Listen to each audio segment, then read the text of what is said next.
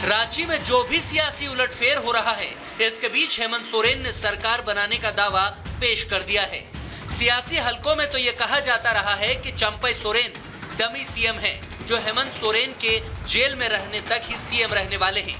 2 फरवरी 2024 को सीएम बने चंपई 152 दिन झारखंड के मुख्यमंत्री रहे। इसी दौरान इंडिया अलायंस झारखंड में लोकसभा चुनाव में कोई खास कमाल नहीं कर पाया। अब इस पर बीजेपी चुटकी ले रही है। हार का ठीकरा फोड़ना हो या इस्तेमाल करके फेंकना हो, बीजेपी से चाहे जो कहें, लेकिन हाईकोर्ट से हेमंत को सिर्फ जमानत मिली है। क्या इसे वो क्लीन चिट समझ रहे हैं? चंपई से सत्ता लेकर खुद हेमंत कुर्सी पर तो फिर बैठ रहे हैं, तो सियासी पारा चढ़ना तो लाजमी है। खैर, इन 5 महीनों में लगता है दोनों सोरेन का काम चल गया। सियासत को भला और क्या चाहिए? Bureau report, Republic Bharat.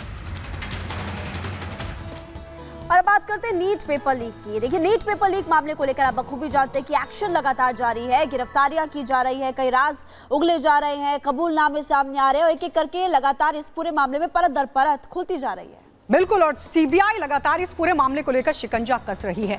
और बड़ी बात यह कि सीबीआई की टीम ने एक और गिरफ्तारी की। और बड़ी बात यह भी है कि राज्यसभा में प्रधानमंत्री नरेंद्र मोदी ने आरोपियों को लेकर जो बयान दिया, उसके कुछ ही देर बाद यह गिरफ्तारी हुई। लेकिन इस गिरफ्तारी के मायने क्या है, इस रिपोर्ट में आपको दिखाते हैं।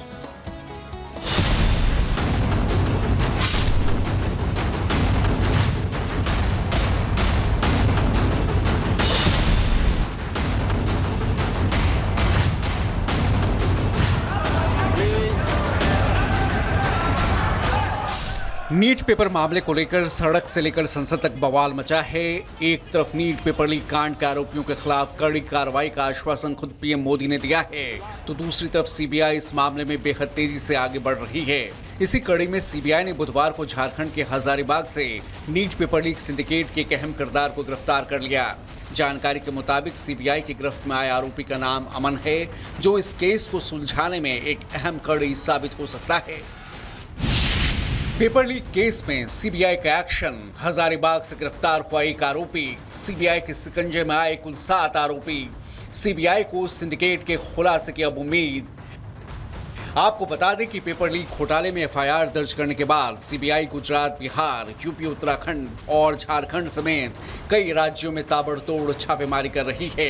अब तक इस मामले में जहां कुल 25 आरोपियों की गिरफ्तारी हो चुकी है, तो वहीं सिर्फ सीबीआई ने अब तक इस मामले में 7 आरोपियों को गिरफ्तार किया है।